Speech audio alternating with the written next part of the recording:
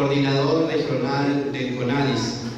Como les decía, me habían solicitado que converse con ustedes acerca de los derechos de las personas con discapacidad. Pero para poder entender, quisiera partir con que en América Latina somos más de 70 millones de personas con discapacidad, lo que quiere decir que somos la minoría más grande que existe de la población excluida.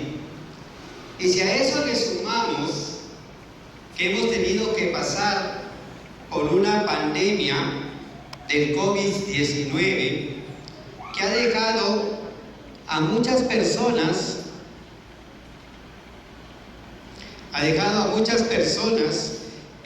con secuelas que incluso tienen que ver con el tema de las terapias y las rehabilitaciones, nos podemos dar cuenta de que nos encontramos ante una nueva realidad y podríamos preguntarnos quiénes somos, cuáles son nuestros derechos. Bien, pero si decimos quiénes somos, tendríamos que remontarnos a la edad antigua, aquellos que no conocen. Miren, en la antigüedad, las personas que nacían con discapacidades, ya sean degenerativas o físicas, eran tratadas como una maldición.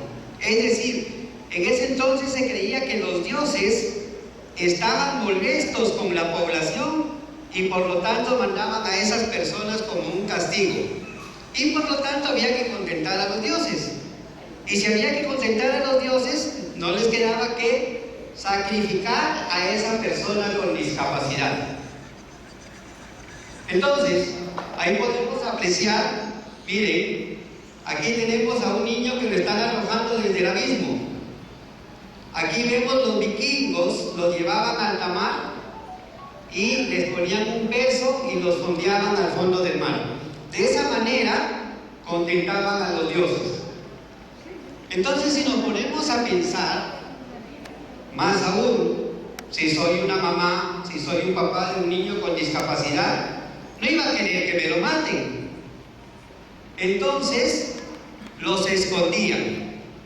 Empezaron a esconderlos, que nadie se entere que en mi familia ha nacido una persona con discapacidad. Entonces, por eso es que a lo largo de los años, ¿ya?, algunos los consideraban como vergüenza. Miren, una vergüenza que debía ocultarse ante la sociedad. Recién entrado el siglo XX, se impuso el paradigma médico de las terapias y las rehabilitaciones. ¿Y esto por qué? A ver, miren, porque en el siglo XX, el siglo pasado, hubieron 2 guerras mundiales. Y los hijos del pueblo que fueron a la guerra, jóvenes, sanos, regresaron mutilados, regresaron que no podían oír, que no podían ver, o con algunos trastornos mentales. Entonces era obligación de la sociedad normalizarlos, entre comillas. Entonces tenían este paradigma donde los expertos tenían que tratar de volverlos a como eran antes. Posteriormente, en la década de los 70 del siglo pasado, surgen los movimientos sociales, en los cuales se dice de que la discapacidad es un tema de derechos, ¿sí? Y tenemos 2 modelos.